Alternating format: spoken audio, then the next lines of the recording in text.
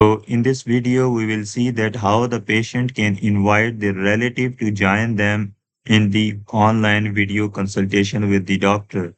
To invite the relative, the patient can go directly into the appointment in which they want to invite their relatives.